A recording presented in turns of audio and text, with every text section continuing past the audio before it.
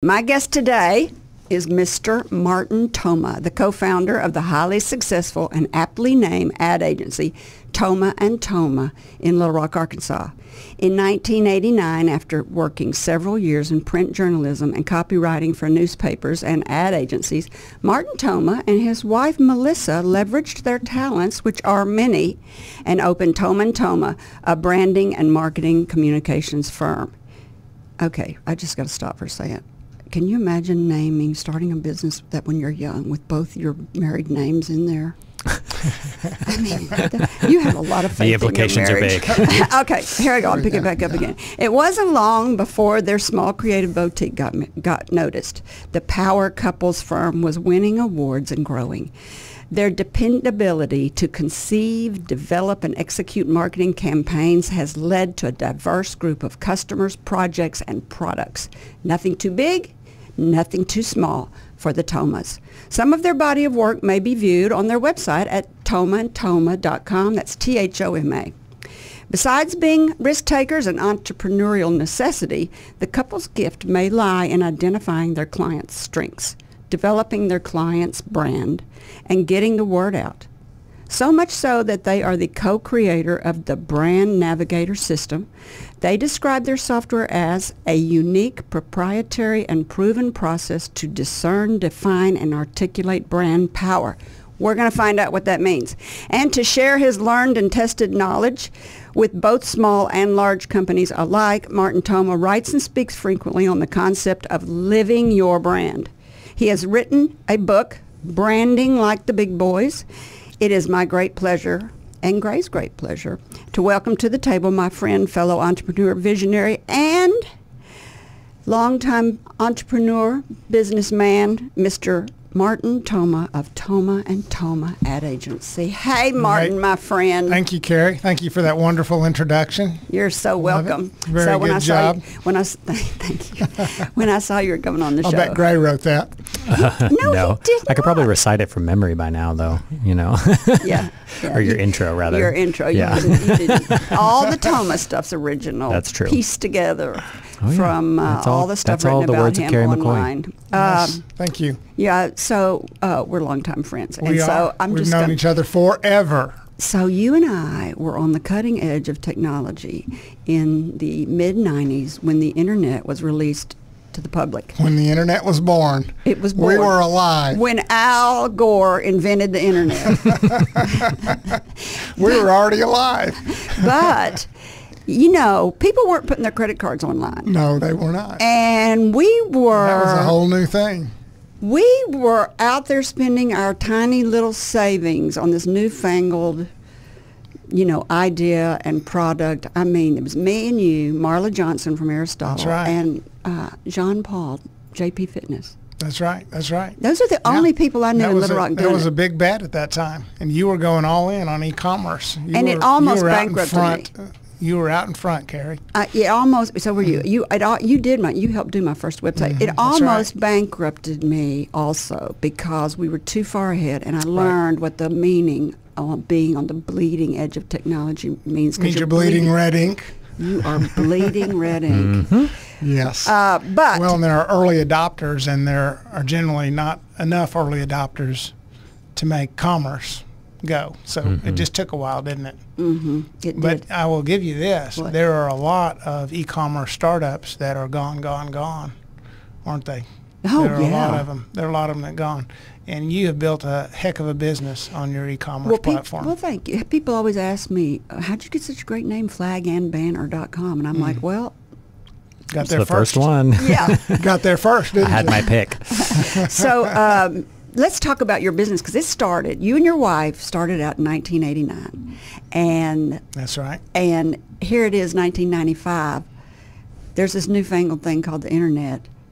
You thought, what did you think your business was going to be when you started off that little cottage industry, a little cottage boutique ad agency? What did you think you were going to be doing? Writing copy? You're a journalism major. Melissa was a graphic designer. I was a copywriter. Together we could make layouts. We could make ads. We could make brochures. We could make TV spots, radio spots. We could do PR. We could pretty much put any kind of creative communication solution together. We were both sides of the coin, if you will, both sides of the equation. So when we set out, we really set out to create a freelance boutique. It was the two of us for about 5 years, maybe 7 years.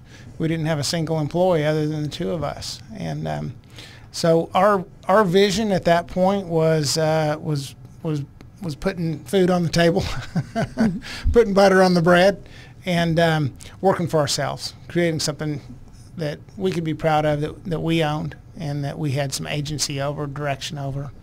And so as far as grand designs about building any certain kind of a business that looked like something to us at that point, I wouldn't say that we had that. We were really simply just trying to create a lifestyle and some agency for ourselves. Agency, not as a business, not as an ad agency, but agency in our own lives, where we had some control, some autonomy, some choices about the work, about the lifestyle, about the capabilities that we would build. We were frustrated. So I guess you were frustrated working for other people because you had your own vision of what things should look like for customers, and they didn't always follow your plan. Is that how? That seems like that's how entrepreneurs always start out. I've got a feeling that's a pretty good description of an entrepreneur. Yeah. Somebody who's frustrated working for others because they think they've got a better idea, a better way.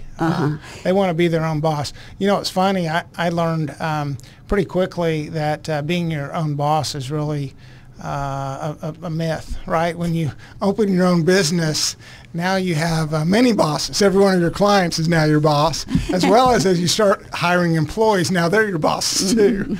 So, yeah, that's so true. But we do get we do get to make decisions, and Melissa and I just spent a month in Mexico, part vacation, part work from Mexico. Who are you doing? Who are you working for in Mexico? Well, you speak Spanish. I'm learning. I thought you did speak. There you I thought you spoke Spanish. You know, we didn't have to ask permission to go do that. We worked for our clients here in Arkansas and around the states. We didn't have a client in Mexico. We just wanted to work from somewhere else and try that. That was one of the learnings from COVID for us, that we could be anywhere in the world and still conduct business. Be creative. Right. Be creative. And work actually through, get better ideas because you're not in your boring same environment. Right. So, you know, the payoff for us is we didn't have to ask permission to do that. We have some agency in our own lives, and that's really I think that was really the driver for us. You're like Ernest Hemingway. Didn't he go live all around to be creative? Oh, he lived in Cuba, yeah. And Arkansas. And Key Arkansas. West, He did, Arkansas, Paris, yeah. If you're a writer, you can work wherever you are, right? Well, that's kind of that is exactly what you are. Yeah, You're yeah. a journalist major. Right, exactly. I like your blog. We're going to talk about your blog. Everybody should read your blog. It's you can tell it's not like my blog, which I've been writing since 2004. Can you believe I've been writing a blog? Good for you. Yeah. That's almost 20 years now, isn't it? But it's a commitment. Right. But you can tell I'm not a writer. You can tell you are Well, if you a write, writer. you're a writer, Kerry. Sun Gray, go ahead and say it. He's making faces. I'm the one that edits her blog every week. Every writer needs a for good better, editor. for better or worse. Yeah. Virtual pat on the back to you, Yeah, Sun Gray. Well, because every writer needs a good editor. You got to remember to keep people's voice, and Mom has a very unique voice. She does. He wants to backspace and delete everything I say. So and hard not to rewrite every single So I go sentence. back Let's in take all those inflammatory comments and curse words and other You expressions. can't do this. You'll get Google will flag you. You'll end up in everyone's spam filter. I can imagine. No, it's fun though. So Melissa, let's talk about her talents. She's a graphic artist, but she's an opera singer. Melissa's a woman of many talents. She's very creative. She's the epitome of creative. You know, when we did some of these personality profiles a number of years ago as part of our business practice, we were trying. Was it an enneagram or Merle's? This was the Colby system, Okay. and Kathy Colby had come up with 4 different dimensions of our wiring, if you will, that drive our problem solving and our creativity. And these were process oriented, research oriented, pure creativity oriented, just a flash of brilliance. And Melissa came out 10 out of 10 on this pure creativity dimension. So I'm like, okay, well this really explains her, because she's just pure creative. She's just pure firepower. Yeah. You don't even have to get through the brief before she's got 10 answers for you. So, really? Yeah, she's a lot of fun to work with. She produces a lot of creative ideas in a very short time. Were your parents entrepreneurs? No, I'm the black sheep of the family. What did they do? My family is full of farmers, educators, PhDs, scientists, accountants, and the like. Nobody really got me growing up. So yeah, I'm the black sheep creative one. I fell pretty far from the tree. When you said I'm going to go into journalism, they were like, "What are you going to do with that?" Well, I liked writing. Yeah. So this is one of the influences of Melissa on my wife. I was kind of wandering around in college trying to find my way. Actually studying chemistry at that point. My older brother's a chemical engineer. My dad's a PhD biochemist and Good Lord. Bio. You don't even know. You can't even cancer say what research. it I can't is. even say all the things that they do. My younger brother's a PhD soil and water scientist, and so Wow. here I was wandering around in college taking chemistry and organic chemistry and all these things, and doing well with it, but really not very happy with that course of study. And this is about the time I got acquainted with Melissa, and she's like, "What do you like to do, Martin? What are you good at?" And I was like, "Well, I really like to write." She's like, "You ought to come over here to the journalism department. It's full of writers. There are all kinds of really interesting characters over there. Come try it out." So that was my encouragement to try journalism. I ultimately So if majored you in weren't- journalism and English together because I wanted to write. So you weren't in college in the same buildings together. How did y'all ever even meet? Well, we'd gone to high school together. And so we were a year apart. We bumped into each other on campus one day and got acquainted, reacquainted, acquainted, I guess. You're a year apart in high school. That's a big difference in age. But not in college. Not in college, exactly. What about where you grew up? Did you grow up in Arkansas? Is all your family in Arkansas? I grew up in Fayetteville. I was born in New York. My dad was a university professor. We kind of moved around a few. Where your parents live now? My dad actually retired many years ago. He lives in Australia. And What? Cool. He's been an expat really almost since he retired. Thailand, Germany, Australia. He's lived all over the world. And he's a soil scientist? He's the biochemist. Yeah. My mother lives in Kansas City now. She's a retired educator and So they're not nurse. together anymore? No, they divorced when I was in high school.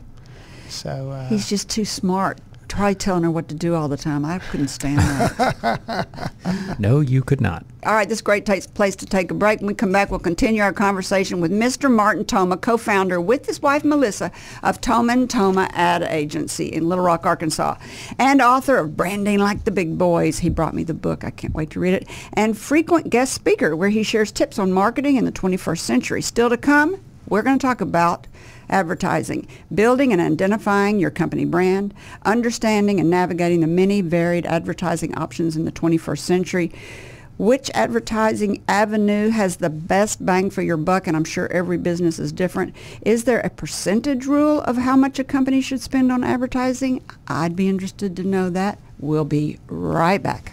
Now, we need to talk about marketing. Of all the things a small business owner does in a day, advertising to me is one of the hardest. It's intangible, it's a gray area, and it's expensive. Is there a difference between marketing and advertising? I don't know if there is or not. Well, that's a great question. I would nest advertising up under the discipline of marketing. There are a lot of activities that an organization undertakes that are marketing activities, advertising being one of them. I put marketing communications up there as an umbrella over many communication initiatives that a business would take on. Building your website, social media, content marketing like this podcast, which is really clearly supporting your business. Yes. It's giving you a platform, it's giving you lots of audience members and giving people a reason to share some content from a flag and banner around the internet. Public relations initiatives, advertising. Now, advertising, we can break it down into so many different kinds of activities and channels, right? Promotional advertising. I'm looking around the office here. I'm seeing lots of coffee cups and posters and banners. I mean, I know you all sell plenty of specialty products with people's logos on them. Flags with like logos. Flags, yeah, logos, flags, slogans. So it's so hard and so gray that I, at some time in my 40s, went back to college to take an advertising course. And the guy talked about the 3 Ps, Right. product, placement, and price. Yep. Do they still do that? Well, those are the classic 3 Ps of marketing: product, place, price, promotion. I just named 4 of them. Do they still do that? Do they still teach? Do they still teach? Do they that? still go by that? That was I don't before the internet.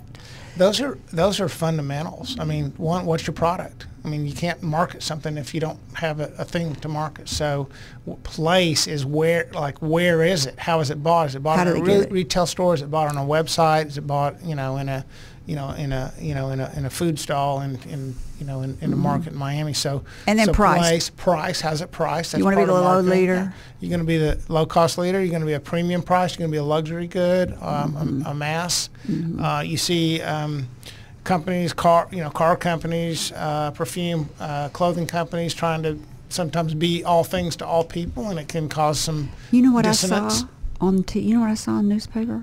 I saw a Cadillac dealer put up a price, say, just for rounding numbers, retail price $50,000, our price $60,000. They were overselling the suggested retailer's price. Well, they could do that for a little while following COVID. I don't know if that's still sticking. Isn't that interesting? Yes. Talk about a luxury product. It was a Cadillac. Yeah.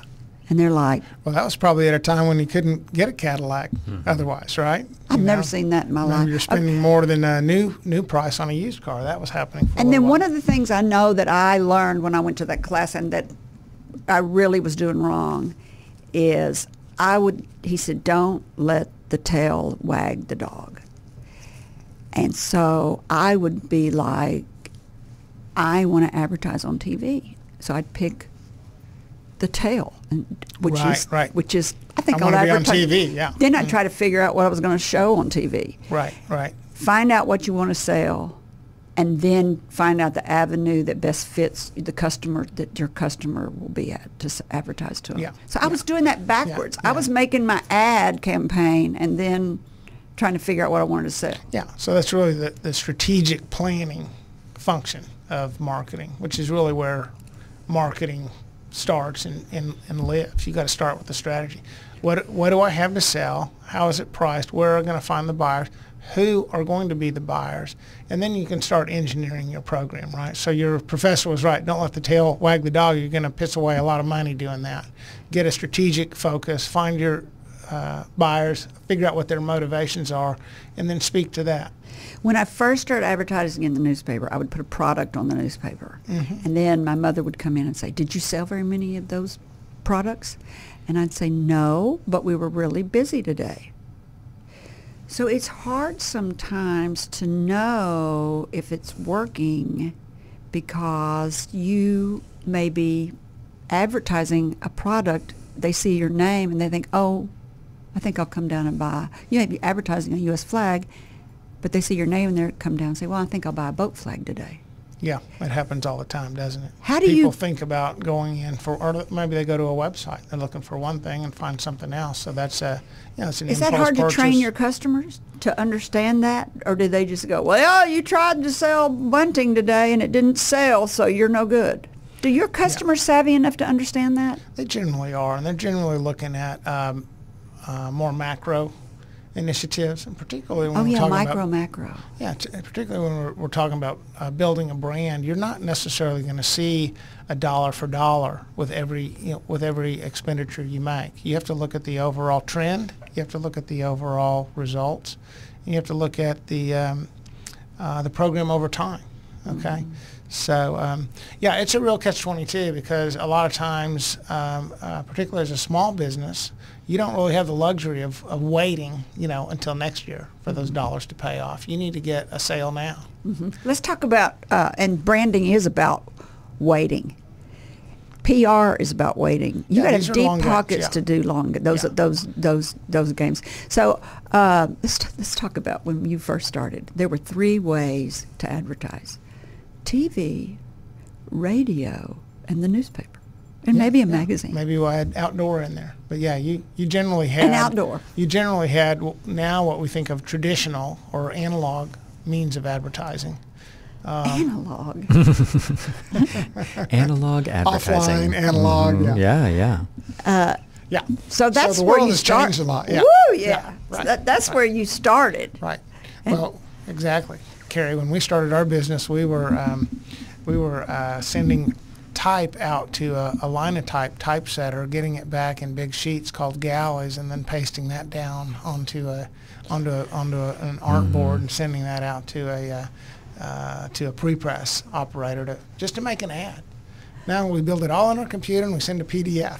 It's crazy. There's a lot of businesses that are laying on the side of the road now that just don't exist anymore due to the revolutions in communications. In all technology. Yeah. And then when you start talking about the ways and means through which you can get your message out, there's just been a profusion of new media, new venues. I have to say, of all the ways that I mean, of course, Google AdWords, or you can't have a business without, in my opinion, without buying into the Google AdWords. Right. But direct mail does so good for the price. Yeah. Do you agree with that? Direct mail is again, depends on what you're selling and who you're selling it to. But direct mail still performs well. It's a good medium. It can be, if it's not the right. Do you use it very much? We do some. A lot of times you're not big on it. A lot of times we do postcards. Yeah. I like postcards because they're cheap to send, they're cheaper to make, and they're a billboard that comes in the mail, right? And you don't have to open it. You can look at it front back. You get the message. If you've got a strong offer, a strong product, you've got good performance there. So, and I've tested all different sizes and all different shapes. That big postcard does the best. Yeah. So there's your tip for the day, listeners. If you want to do direct mail, and don't you think you should go to your customers and your customer base first? That's the low-hanging fruit. Yeah. The old rule of thumb is it costs 20% as much to sell to an existing customer as it does to acquire a new customer. How much? 20% as much. So cost 1/5 as much to sell something to an existing customer versus creating a new customer. Mm-hmm. And intuitively, I mean, maybe those numbers shift around, but intuitively we get it, right? Yeah. They already have a relationship with you. They understand you. They know you and trust you. Brand loyalty. They're loyal to you. So those are your best prospects. I am amazed when I see a second generation child take over the first generation business. Their dad or somebody passes it down to them, and they take it, and the first thing they do is they cut their advertising budget so they can have more money on the bottom line. And before long, that business is gone. Yeah. Well, it's this just is no longer a world where if you build a better mousetrap, the world will be the path to your door. If you build a better mousetrap, you better, by golly, market it and do it well and do keep it consistently. Doing it. Yeah. Yes, you've got to keep doing it. Exactly, because there are thousands of other companies out there competing for attention every single day. You've probably seen the data. It depends on who you read, but there's anywhere from 3,000 to 7,000 or 8,000 commercial messages that each of us as Americans receive every single day. That is a lot. What did you say? 3,000 to 8,000, depending on what study you read. Messages we receive a day. Commercial messages. So advertising. They're coming at you, the radio, the TV, your spam, your phone. Exactly. Oh, I believe it. Yeah. So, No wonder so that's a lot of can't think of anything anymore. There's too much stuff in my head. Yeah, exactly. How can you process all that? So your brain is constantly filtering all that crap out. So what do you do with that knowledge? What do you do with that knowledge?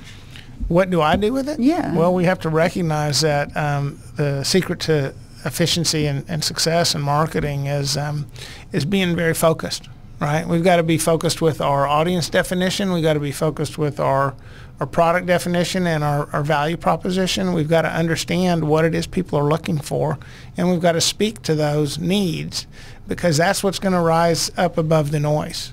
Right, so we can't just hit everybody, every Tom, Dick, and Harry with our message and hope to be successful. It's going to be too expensive. It's going to be wasteful. It's not going to be efficient. Target marketing. Exactly. We've got to target. So I took a class one time, or a seminar on how to hire employees and how to write a good employment ask when you're trying to hire somebody. Help wanted ad. Yeah. So I was always saying, Flag and Banner needs la la la la la la la secretary to answer the phone. And I learned in that class, speaking to your customers' needs, to flip it and say, if you would like to work, right? What do they need? For a progressive, fast-growing company, answering the phone, call so and so. Right. Whoa. And but I script. Yeah. Flip the script. Yeah. It makes a big difference. We talk about speaking to benefits, not features. Speaking to benefits. Benefits, not features. So here's a nice American flag up here. So we could talk about the stitching. We could talk about the fabric, the 3x5 nylon flag. Yeah, we could talk about the weight of the nylon and the stitch count and all all kinds of stuff like that. That doesn't mean anything to anybody but us. You and the manufacturers. Or we could talk about the durability, the color fastness, the pride, the emotional kick, emotion. the emotion. I talk about brands as being the emotional connective tissue between us, our companies, and our customers.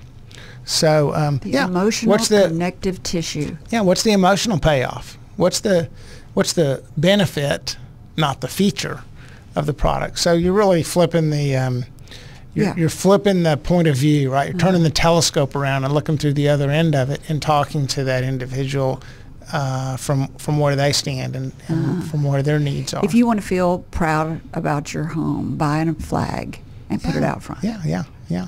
Get pride today. Okay, Gray, write that down. We already do this, Mom.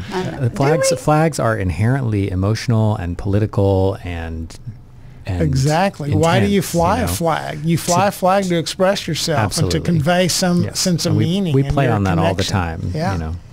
Yeah. It's you can say it different ways, and I think sometimes we kind of forget that it becomes real broad. Like honor and glory and pride and these words that we use all the time to describe things like patriotism, but it's inherently but then emotional. the more targeted you get in terms of the persona or the individual that you think might be buying that, and you're probably doing this again if you're sending your ads towards veterans or everybody VFW flies a flag. Everybody. Do you have one at your house?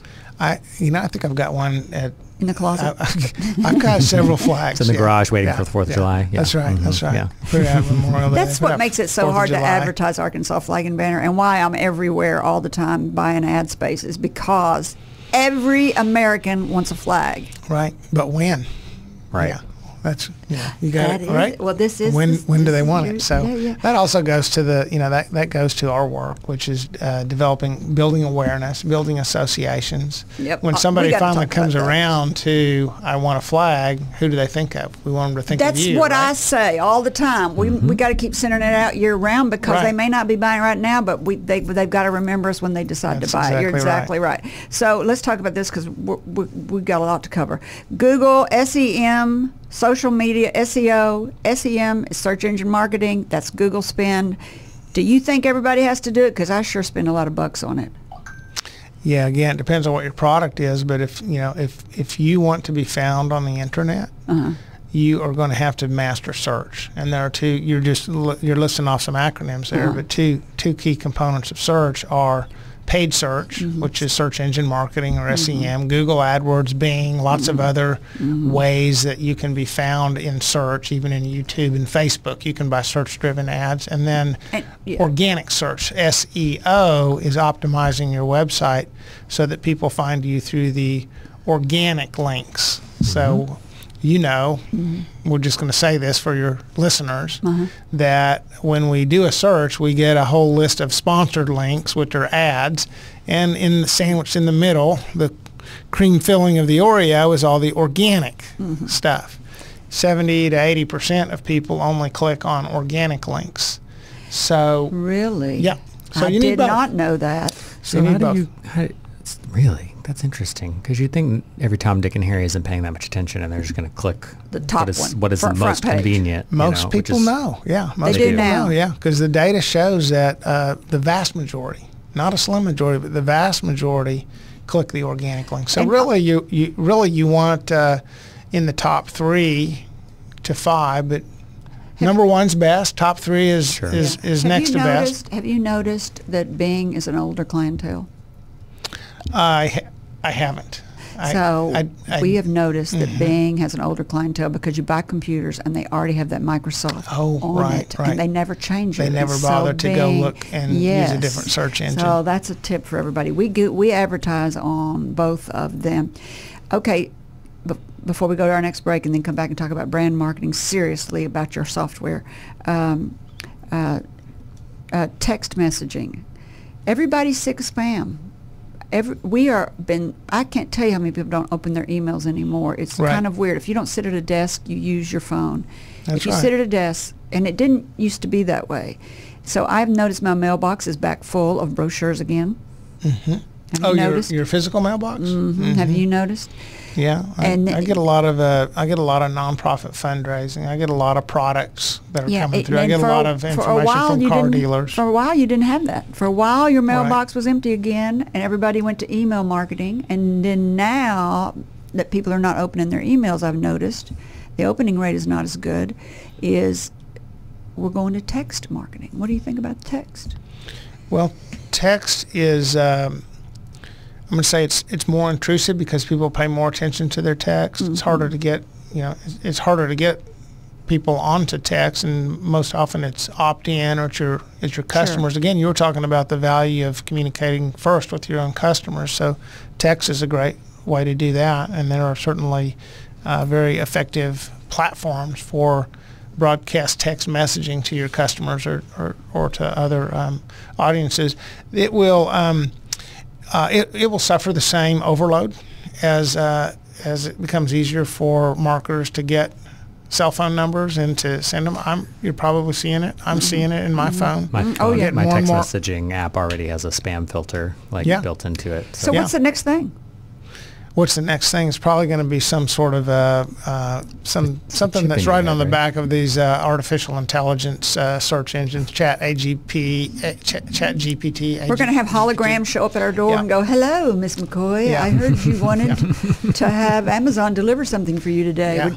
I'm here to assist you in your purchase." It's it is. It's search. It's audio search or voice activated search. Right, so people are using these smart speakers. So how do we insert ourselves into that conversation? Oh yeah, Alexa, okay. Alexa, I'm looking for my package. Do you know where it is? Yes, Kerry, it's in St. Louis. Yeah.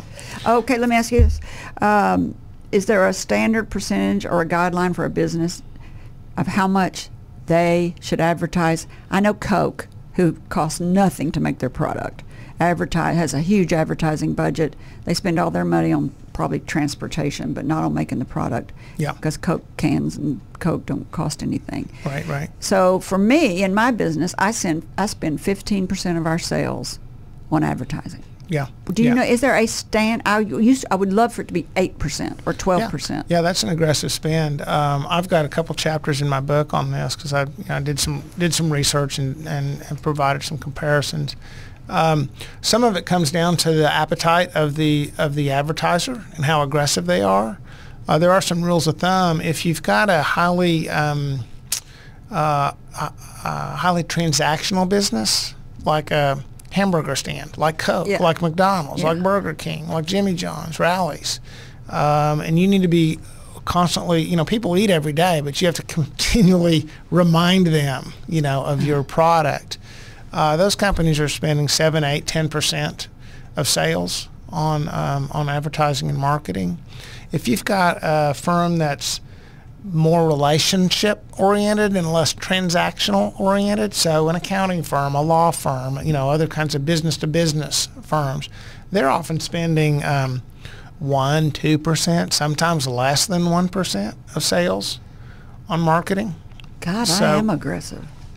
So yeah, you're you're we're an e-commerce Yeah. company, right? I mean, Google eats my lunch. Right. And you're just you're just feeding that machine. I am feeding that machine. I got on Google when it first came out, and they used to send me Christmas presents. Oh, they did. We have a Google mini fridge in the hallway that does not work anymore, And but we it have looks a Google, real cute. And we have Google beach towels. They used to send me thank you letters. We have a friend whose son worked for Google for a while, and she visited periodically, and she'd go to the Google gift shop whenever she was out there and bring us Google merch. So we've got a few of those too. Oh, so they have a shop that still sells that stuff? Oh yeah, they do. Yeah, on their So campus. I don't know how you don't spend money with Google, because the minute you turn it up, you make more sales. Yeah.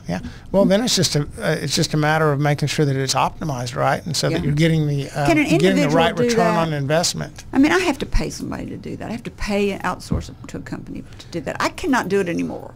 20 years ago, you could do it in office, but I don't think it pays any individual business owner to try to become an expert at Google AdWords. It's a waste of their time. It's a science. It requires software, and it requires people who have their heads under the hood doing that day in and day out, or you're wasting money. I think you're going to get a better return by hiring a professional and an expert to help you optimize that spend. And that's really what you want to look at, right? I mean, you can spend any amount on Google that you can spend if you're making back the ROI on it. Right. You can Return just on keep your spending. investment.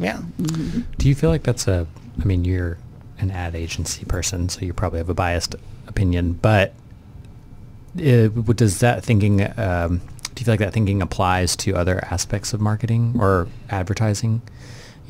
Like, what do you mean? Do you outsource who's doing your mail lists or your TV ad production, or, at some point. How much do you want to do in-house? Yeah, and how much do you want to some point, outsource? I feel like our in-house marketing department expands and contracts a lot at Flag and Banner as the times change. Yeah, that's a great question, and almost every business confronts that. All of our clients, I'm going to say all 90+% have in-house capabilities as well as an agency helping them. Sometimes more than one agency. There are plenty of client marketing organizations that go and kind of cherry pick and hire experts in certain areas. So like if you're great at brand and somebody else is great at Google AdWords and somebody else, And in our case, we'll even create partnerships with some of our, with subcontractors and partners who are particularly expert at certain capabilities. We don't necessarily try to be all things to all people. Mm-hmm. So I think that's again, it's an ROI and it's a taste and it's a capability question. How good do you think you can be, and how much talent do you think you can hire, and how well can they perform? There are plenty of organizations that only have in-house marketing teams, and they've got big ones. There are others that really don't spend that much time. They hire one or two experts who are going to be the quarterbacks and the chieftains, and they're going to kind of call the shots and organize the outsourced relationships.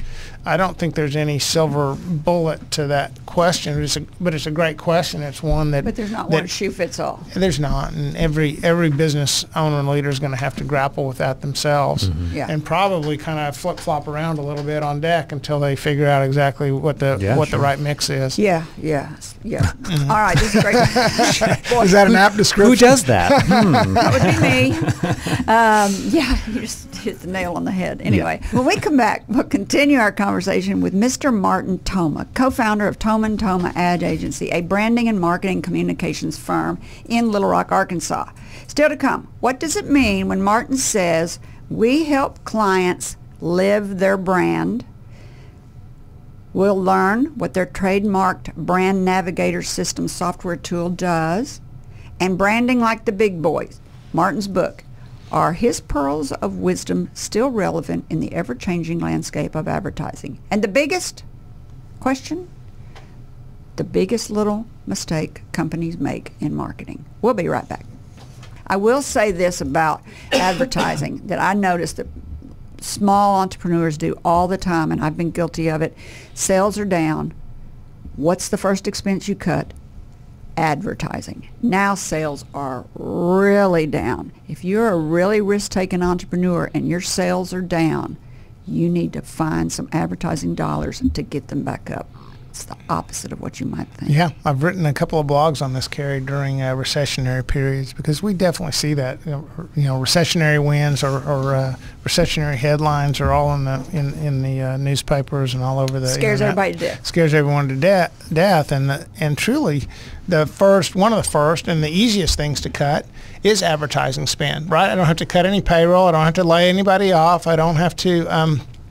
I don't have to lose sleep at night over the jobs that I've just cut and the people who are my friends and my family and my employees that I just put on unemployment. So yeah, advertising is an easy cut to make, but the data shows that those companies that do that suffer, and they suffer for a long time. Mm-hmm. Companies that through recessionary periods continue advertising gain market share, and that market share grows over time. It grows much more rapidly after the recessionary period is over than before.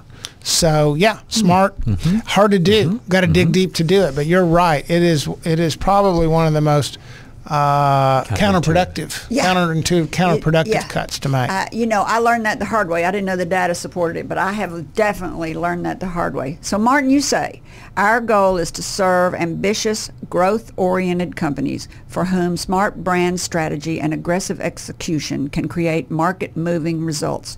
So when a client comes to you, what is the first thing you ask them? What do you want to accomplish? I mean, our work is simply in service to our clients' strategic business objectives. So, branding, advertising, public relations, any of these initiatives that we help create and facilitate for our clients is really, only in service to the business objectives. So that's the first question. What do you need to accomplish to be successful, to be happy with your progress? Second question is, how can we help? And we can explore that then, because most likely, just as we were talking about a little while ago, most likely that organization has some capabilities. They've got some smarts. They've got a whole track record. So if you ask me that question, I'd say, I want to grow my business. That's what I want. And they go, well, how do you want to do that? And you go, well, I don't know. That's why I'm here. What do you think? And then you start in with, I like what you said here, nearly every client engagement seemed to reinforce their philosophy that a brand was not so much a marketing discipline as a leadership discipline. So do you get in the head of these people? Do you go look at their business? Or? Oh, sure. Yeah, when we get into a brand, when we get into a brand strategy development exercise or consultation, the first order of business is really to understand what makes that organization tick. What makes it unique? What makes it desirable to do business with? And we go through a discernment process with the executive team to really try to get our fingers onto the DNA, what we call the DNA of the company. And then, Kerry, we complement that with we call that the inside-out look, and we complement that with an outside-in look, which is market research, interviewing their customers, surveying them online, getting into the heads of their customers then, hearing the voice of the customer. And we often hear through these customer interviews words, phrases, ideas that ultimately find their way into the brand strategy, because now we've got the customers talking back to us, right? So I bet that's expensive to do. To set all that up and to interview customers. Is it hard to get customers to talk to you? It's surprisingly easy. Really? People like to be asked their opinion. They like to share their insights and their knowledge. Huh? Yeah. So this whole show what? is people enjoying sharing their opinion. That's right. Yeah, that's right. No, it's not hard. We do this through a number of means. We'll seek phone interviews. We'll conduct focus groups. We like what we call focus conversations. They're really focus groups of one that are generally done over a phone call. And then we'll also do internet-enabled surveys. So if I hired you, you'd look at my customers and you go, can I call these people? And I go, okay. And you call them up and say, why do you like working with Arkansas Flag and Banner? Yeah, we develop a comprehensive survey that's really diagnostic and probative about validating and informing those uniques that we came up with in the inside out. Does any other ad agency do that, or is that just you?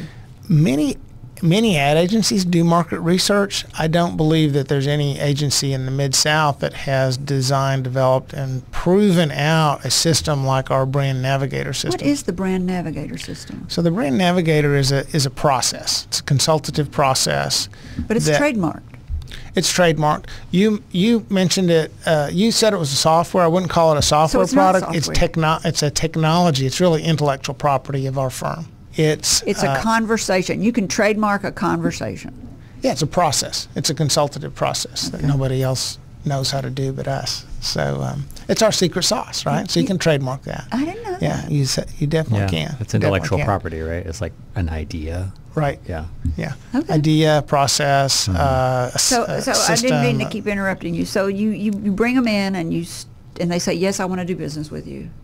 Right. And then you say, all right, let's start the Brand Navigator system. Or do you do that before you decide to take on a customer? And do you ever decline clients? Okay, several questions there.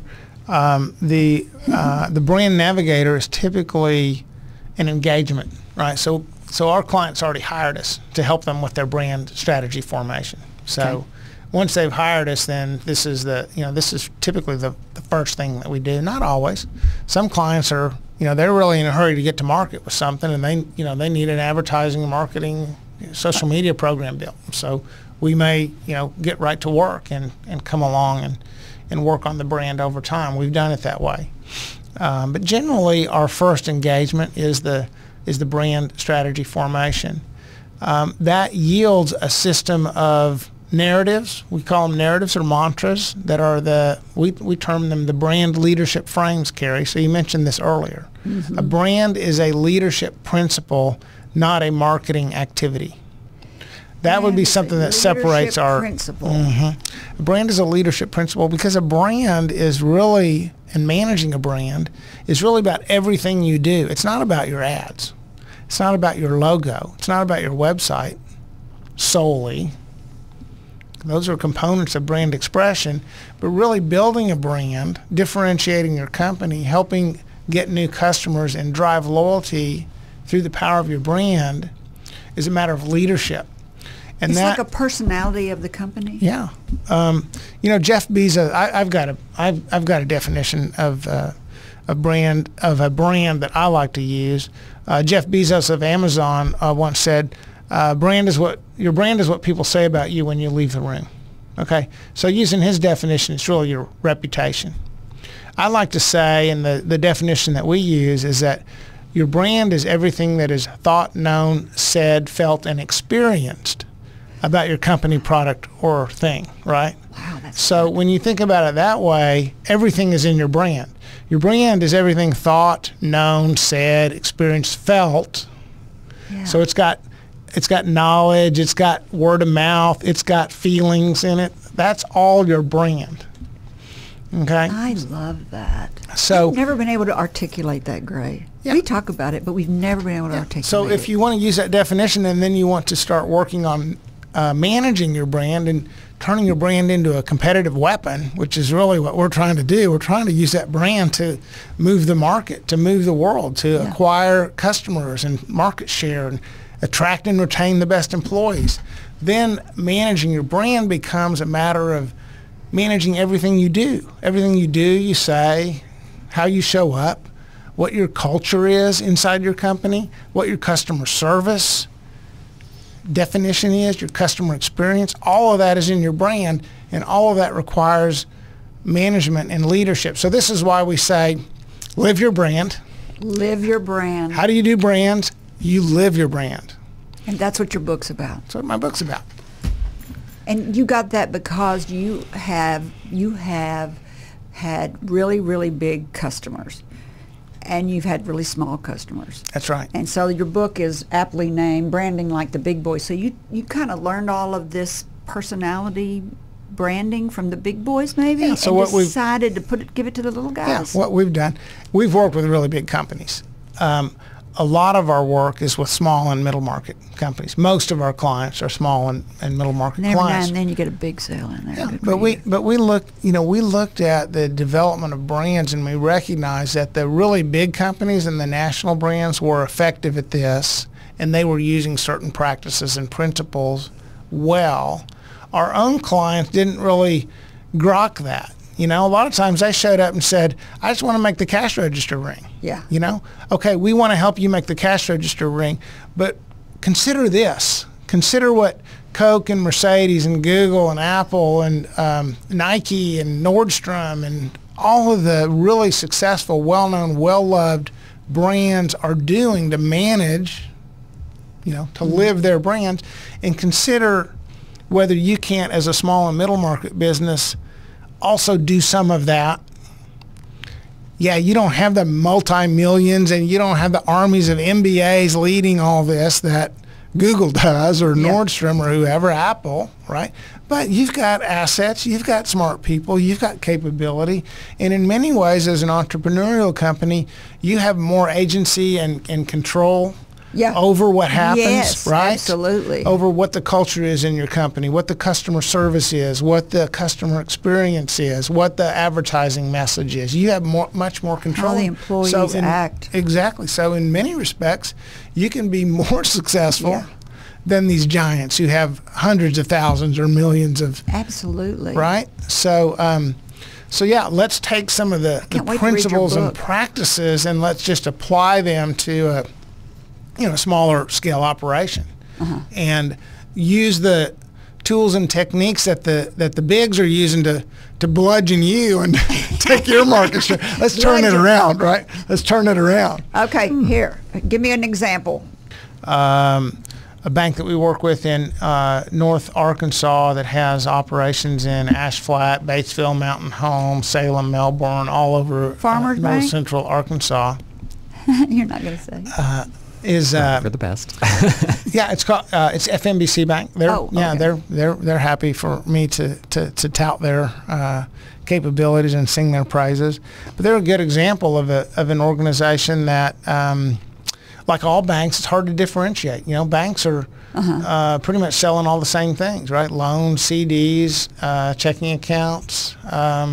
There's not a lot from the standpoint of the product to differentiate one bank from another. And banks are customer service organizations. At the end of the day, what really tends to differentiate them is the customer experience that they deliver, the customer relationships that they forge, and it's really their people. So our work with FNBC in crystallizing and characterizing and communicating their brand uniques ultimately led to them becoming one of the most sought after employment destinations. So they began attracting the best bankers in that region. That's great. And they attracted some very high caliber, very talented banking teams that were fed up with big banks that had acquired their small banks, and they wanted to work in a better culture. So they approached the CEO of our client and said, "Hey, we understand that you're the best bank to work for in the region. We're thinking about leaving, and we want to explore this with you." So they acquired several top banking team talents, and that ended up becoming their branching strategy, if you will. They got into new markets and really they almost tripled the size of the bank through organic growth. That's cool. Primarily on this. It then becomes a communication framework. So now we can start talking about this and use this to help our customers and our prospective customers understand what's different and better about working with this bank. All right. I want to take a break and tell everybody you're listening to Up in Your Business with me, Kerry McCoy, and I'm speaking today with Mr. Martin Thoma, co-founder of Thoma Thoma, and a recognized author and public speaker on branding, marketing strategy, and communications. It's the end of our show. It's been fabulous. If you're just tuning in, you need to go back and listen. If you're a small business owner, advertising is so important. I think there's a lot of pearls of wisdom in there. Martin, I thank you for bringing me that book. I am so excited about reading it. You're welcome. And Thanks I think they've got it on Amazon. Bring me on the show. Yeah, I just love seeing you. And you can get it on Amazon. It is on Amazon. Is Branding Like the Big place? Boys. Branding Like the Big. Oh yeah, there's the name of it. Branding Like the Big Boys. You can reach out directly to me on my website, and I've got a stack of them under my desk. I'll be happy to provide one. And you can get it signed if they do. I'll sign it. Yeah, if you come directly to me, I'll sign it for you. So I told everybody that I would ask you, what's the number one mistake too many small businesses make?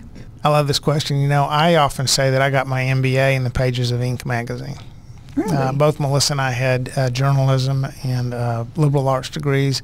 We didn't know anything about running a business when we started a business. And I came across an article many years ago. It was an interview with an entrepreneur, and this little phrase stuck with me for a long time.